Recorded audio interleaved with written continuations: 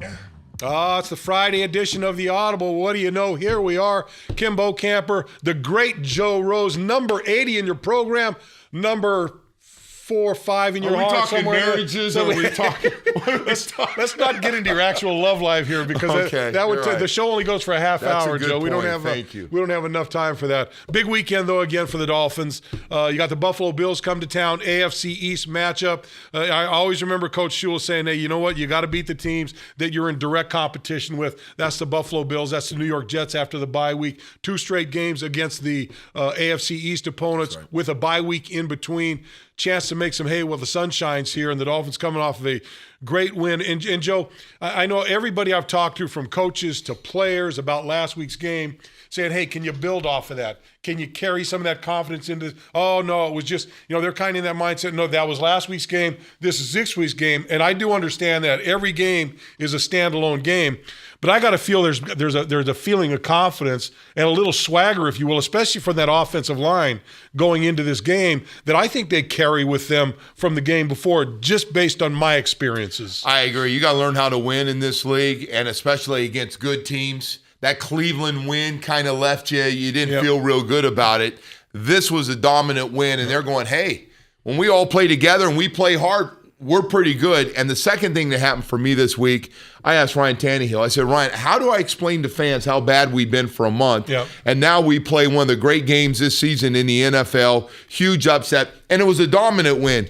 And he said, look at the left side of that offensive line. He went to Tunsil, Brandon Albert, and the 4 number ones playing together. He thinks all of a sudden it changed, if nothing else, everybody's psyche, Bo.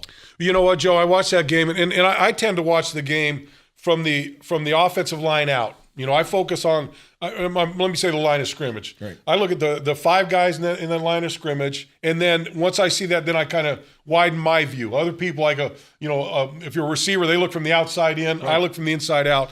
And I tell you what, those guys were moving people. They were getting in front of people, and they were, for a large part, a lot of guys, especially on the left side, stayed away from penalties, stayed away from those things that kill you. They had some on the right side that they dealt with, but it was just a very clean game from, I would say, from Bushrod all the way over to Brandon Albert on the left side, and I think it shows you how good they can be when they play together. And that's only 1 week, Joe. Jay Ajayi, you don't run for 200 yards unless you're getting a lot of help from your offensive line. And he ran hard. Yep. Hey, look at his story alone, by the way. How good is that from getting basically, I mean, he didn't get suspended, but he was left home because of attitude during the week. And then you have a 200-yard game. Can you imagine where his confidence is now that he knows he's a number 1 back? I talked to him this week. I said, you had this 204 yards, great game. Go back 5 weeks ago, and see how were you feeling after that. And it was interesting what he had to say. You can see it on CBS 4 Sunday morning prior to the game. So good stuff. But Joe, this is a big game, and going into this game, obviously the news came out soon after the game, and then it was verified a day or so later on about Rashad Jones not being able to go, injury reserve, done for the rest of the season.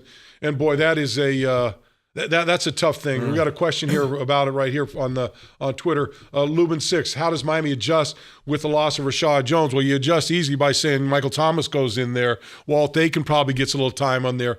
But neither one of those guys is Rashad Jones. Correct. And not only from the ability that he's got, the physical ability he's got, the physical talent that he's got, but the knowledge he's got with that defense and knowing where to be. And, we always relied, especially when I played linebacker, you really relied on that strong safety or those safeties to help you get in position. Hey, watch out for this, look out for that. Widen up a little bit. They give you those just from where they can see. They can give you little tips, so you lose a valuable guy from that standpoint also. Bo, the most physical guy you have at the linebackers and the secondary, your best tackler, considered to be one of the best tackling safeties in the box in the National Football League, having another great season. I just don't think you replace him, but now you hope, as you said, between Michael Thomas and Walt Aikens, you can get some guys playing as that combination. It's next man up here, but they will miss Rashad Jones and how good he was and how physical. And the other part I have, Bo, this I just want to add to it, not necessarily negative, but the coach said at Vance Joseph a couple weeks ago, this is what happens when the front seven don't make enough plays and your safety's making too many tackles, too many hits, well, the body breaks down. Joe, you look at that stat and you look at your safety. If your safety's a leading tackler, your defensive front's not playing very well, including the linebackers. And so that's the case here where certainly early in the season that but he made a lot of big plays. It's tough. Isa Abdul-Quddus, some thought that he may move over to the strong safety position and let Michael Thomas or Walt Aiken play the weak side of it. I look at all those guys now that I've had a chance to watch them all tackle. Yeah, I don't see one guy more physical than the other. They can all tackle a little bit. They're going to have to.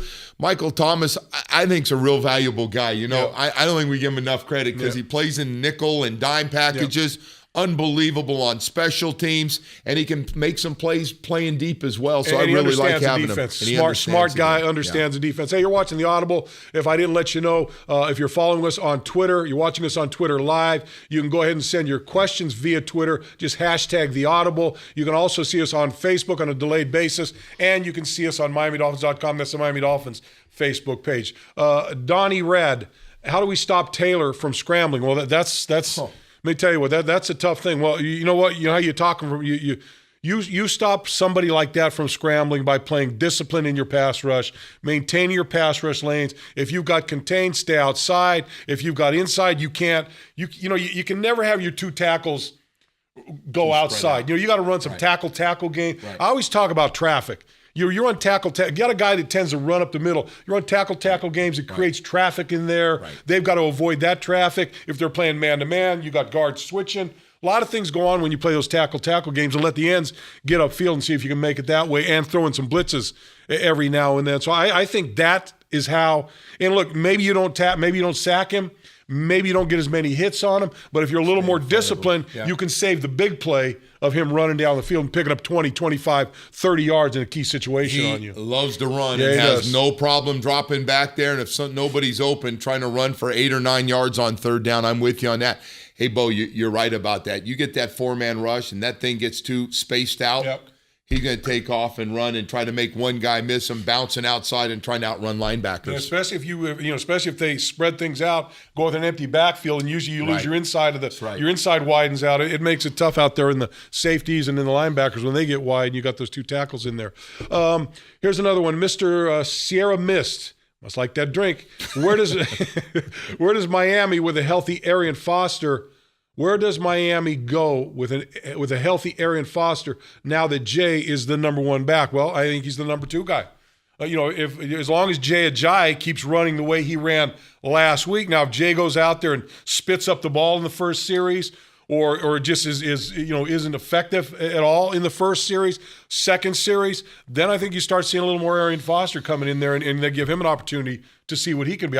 You know what? As well as Jay played last week, that job is not a lock. He's not locked into that job by any stretch of the imagination. You've seen it on this football team this season, how quickly people change in positions.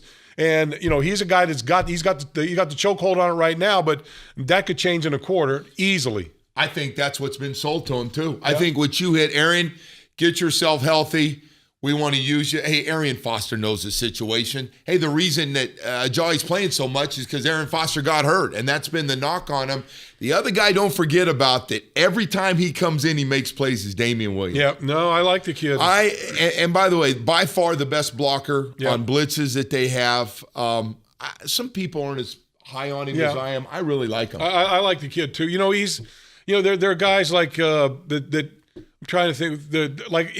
I take a lot of guys like that and I put them in the mold of a Derek Shelby. Derek Shelby wasn't the greatest player, but whenever he got in the game, he made a play that counted. He made something happen when he got in the game. And I think you look at Damian, he's that kind of a guy. Yeah. May not do the spectacular thing, but every now and then, when he gets a chance, he's going to hit you with a play that you go, hey, that was a good job by him. I think the big thing for Arian Foster is going to be attitude. Yeah. He's got to keep a good attitude because one thing I do know about Adam Gase, if he sees bad attitudes or moping veterans or young guys, grab some seed on the pine. Get some blisters on you in the pine out there. Hey, Joe, the other thing, you see our helmets out here. The Dolphins are wearing their throwback uniforms, which I love those uniforms. I would much rather see the throwback uniforms, those old Aqua, throwback, than those tangerine-looking uniforms we wore Put up those in, away. That Thursday night football game, those are never to be seen again.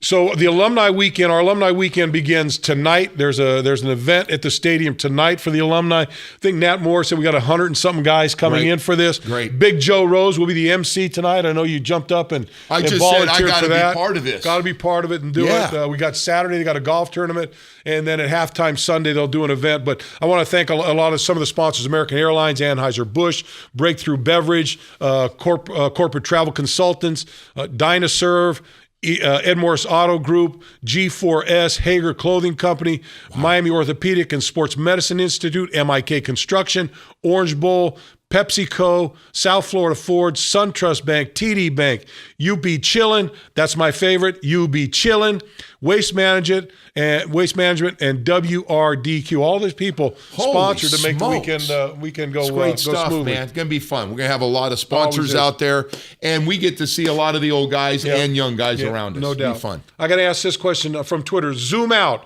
Joe's head is taking up the whole screen. See, that's wrong right there. You know what? That's wrong. That's wrong right there to come in with the head stuff, man. Next thing you're going to get is a coloring of my large head. It looks very dark. What do you think? Dark jet? You like that? I gave up on mine a long time ago. You like dark brown or the? I like it. You got a little tint of gray in there, Joe. A little bit of, little tint of gray in there. I fixed it up for the old Audible tonight. Now I'm going to say this. Now, what happens is people send their questions in via Twitter.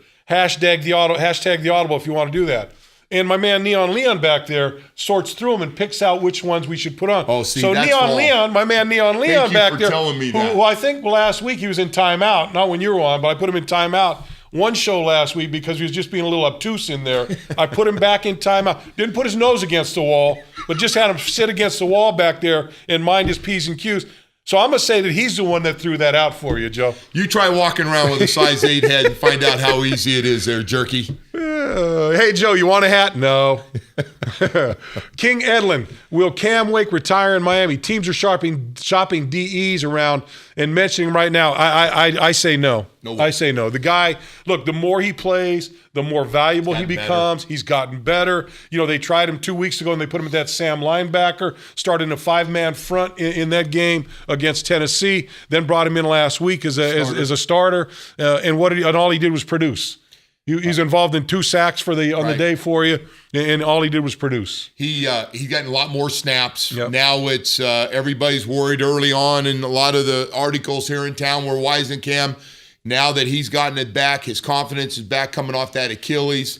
I see the quickness that he's had the last couple of weeks. I think he's just going to play more and more. And by the way, he is a real good guy in that locker room. They love having him around. Let me give you the injury report today for the Dolphins. As we know, out, Jordan Cameron's out, Xavier Howard's out, and Deion Sims out with that concussion protocol. Probably figured that was going to be the case because I saw him walking off the field and his eyes were kind of spinning there. Not a good situation. But I tell you what, the other two, Dominique Jones and Marquise Gray, man, I tell you what, you talk about guys stepping up and making an impact. In fact, last week when Deion was at the whole tight end position was a big, big asset for that football team last week. Isn't that funny how we always talk about the next guy up and the back end of your roster, and all of a sudden the number 3 tight end's the number 1 tight end, and you step up and have the best game of a season by a tight end.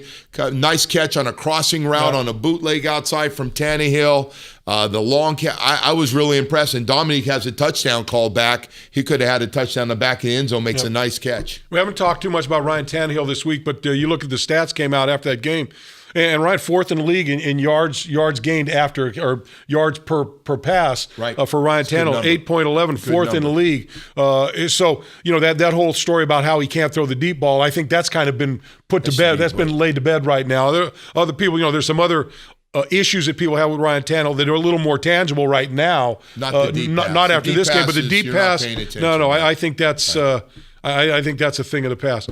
Hey, Joe, I want to talk to you, and if you catch Joe Rose on 560 WQAM Monday through Friday, 6 to 10 o'clock in the morning, and Joe, you field all the phone calls, and a lot of talk this week about NFL ratings being down. The games are down significantly. Most of the primetime games are now down 9-10%, somewhere around there, and a lot of them are down across the board. And everyone's trying to figure out what is it? Is it the Colin Kaepernick guys kneeling down that's affecting people? People are offended by that. They're not watching in droves. Politics. You've got the presidential debates that have been going on and gathering huge audience. 80 million people watching those things every time those two step up to the podium. But Joe, I look at it and for me, when I watch the games, they're almost unwatchable from a standpoint of the penalty situation. Every single play, there seems to be a penalty. And I just have the feeling, Joe, that they've gone overboard with penalties in this league. They've made it too tough on officials to call plays and call them properly. And look, I understand I understand the concussion stuff. I understand trying to keep guys safer than it's been before in that league.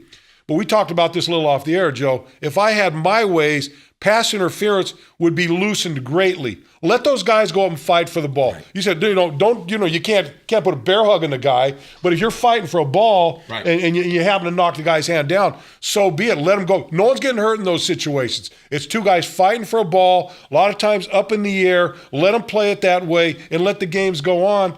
And the second thing I would like to see, Joe, if there's a penalty and it's a minor penalty, and it's away from the ball and has no effect on a play whatsoever, at some point, these guys got to let those go. Right. Just for the sake of watching that game on TV and going, oh, my God. You see that little yellow box. After it, boom, yellow box, here we go again.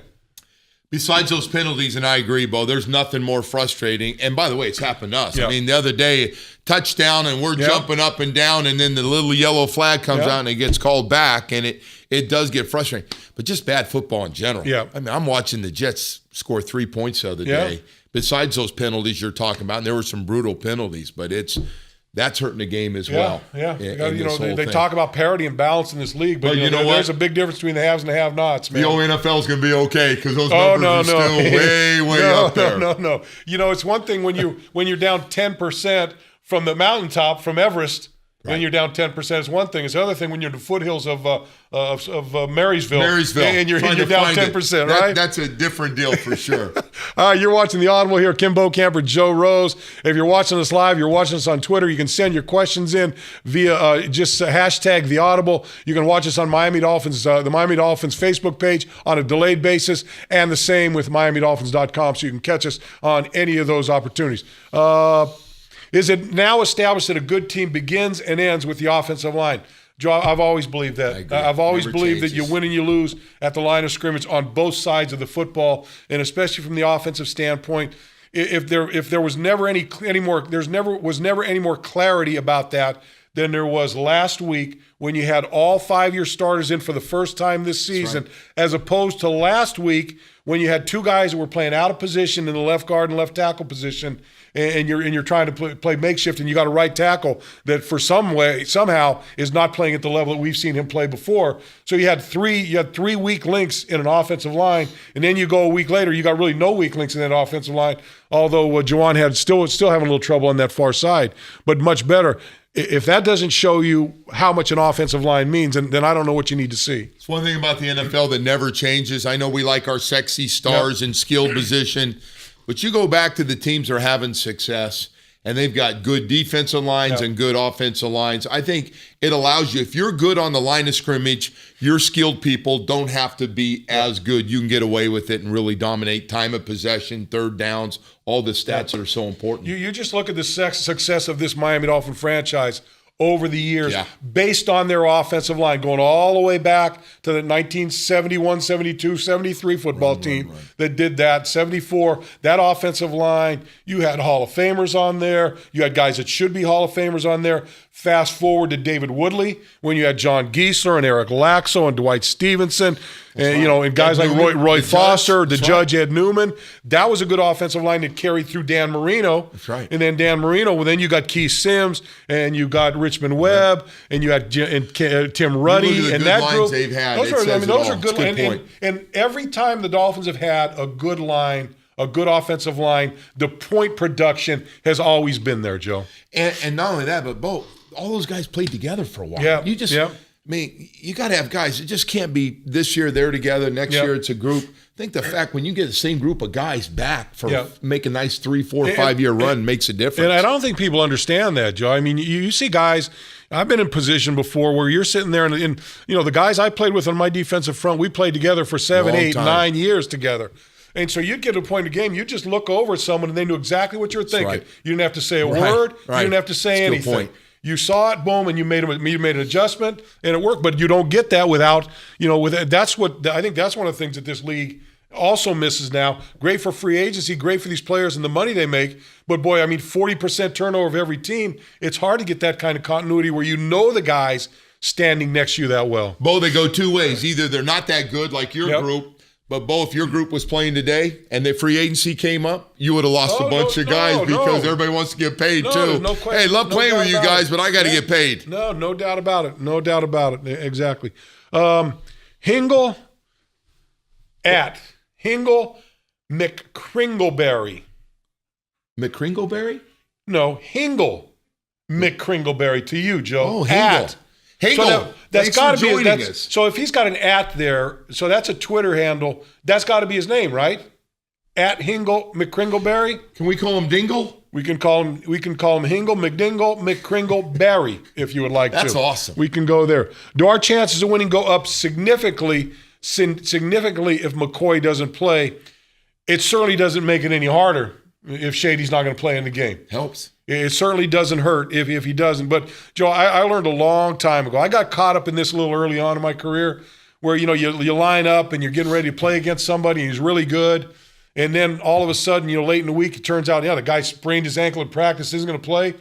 And then you go, they got the backup in there. Right. I watched tapes on this guy. That guy's horrible. I'm going to kick his ass. And you know what? You get your ass kicked more times than not. So, and by the way, Mike Gillislee would love nothing more. Yes. Our former 5th-round pick of the 2013 draft, Florida Gator, would love to come down here and stick it to his team that he looks at, gave up on him. Yep. And he would like to be running right behind Richie Incognito, who wants nothing more than to continue. Good, that offensive line doesn't matter who's running. That offensive line is very good, and they have been very, very successful over the last handful of years against this Miami Dolphin football team. And defensively, that defensive front has done a good job against this offensive line. Big defensive tackles. Okay. Twitter question. Knowing that this is a new coaching staff and the new scheme, is it realistic to think that the team will get better the more they work in this system? Well, I think they'll get better the more they work in the system if they can play where you can take advantage of the system. Right. The problem up until really last week with this team playing the system was that you can't when you're 3 and out, get a first down, punt, 3 and out, and then turn the ball over twice. You can never get into the system. You never see what the system. I think last week, Joe, really was the first time for 60 minutes that we were able to see Adam Gase's offense and what it could look like under the circumstances that they were in last week. I agree. The longer you're in a system, the better you're going to get, the more comfortable you're going to get. You start to get a feel for what the coach is talking about. You get a guy like Adam Gase, man, he believes in what he's doing. He has not gotten down on this thing. And, hey, listen, there were some rough games. You don't have to sell us on rough games. We saw the 8 first downs in back-to-back games. But, boy, when you start to figure it out and you get all your guys back, it makes a big difference. We saw it last week. Yeah, no question about it. And, Joe, you remember we used to, in our game plans, you used to have, or in our playbooks, you used to have the play, the diagrams, what everyone's job was. Then you had the coaching points on the side. Hey, if this happens, do this. If you see this, do that.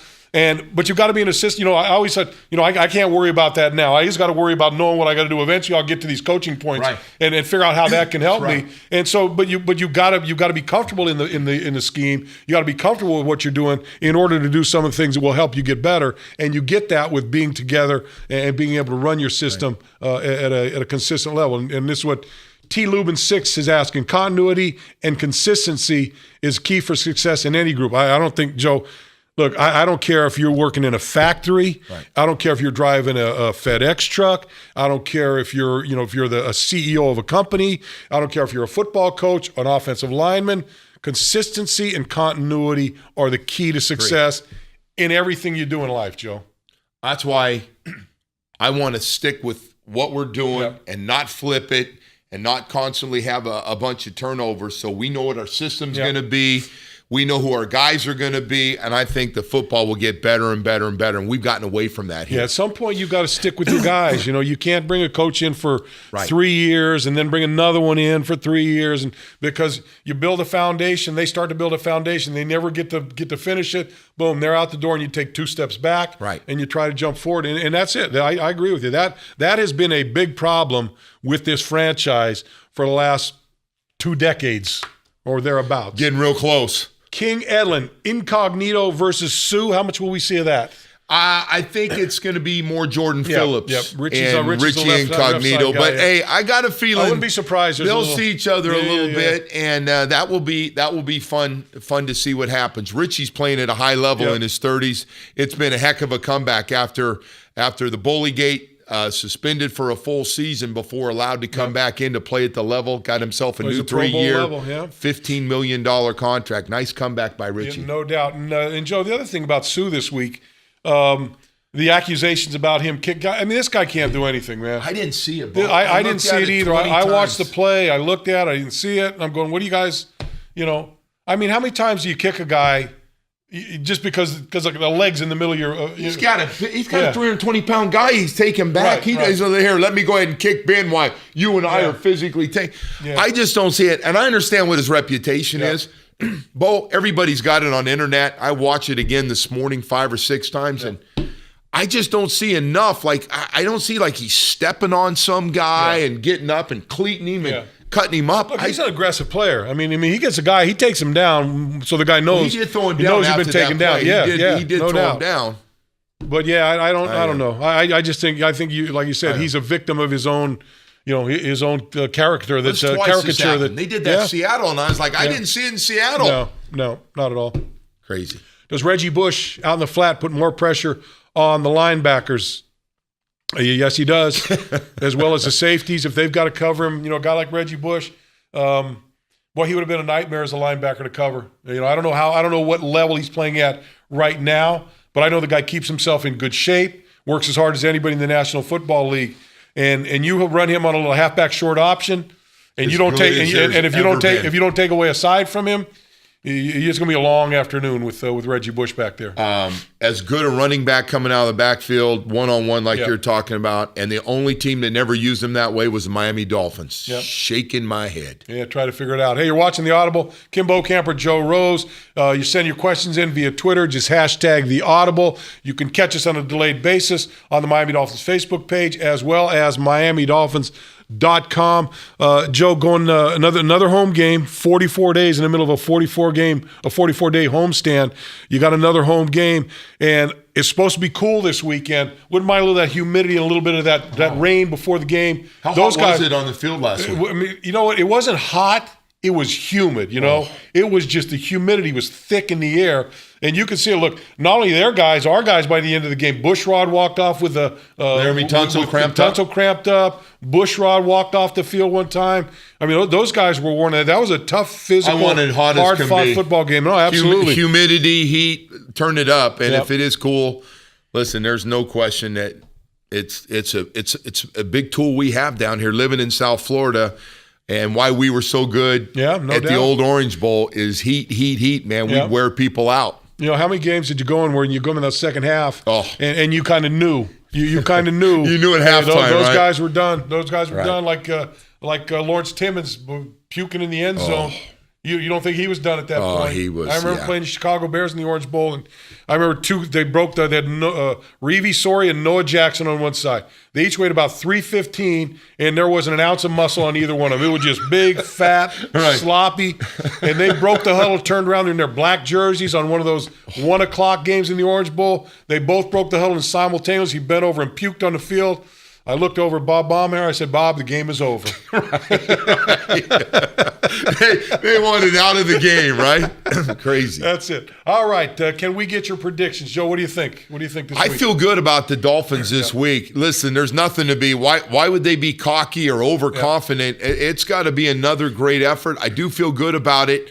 And there's a couple different things. First of all, they had a breakthrough that they've got some confidence here practicing this week. So I think that makes a big difference.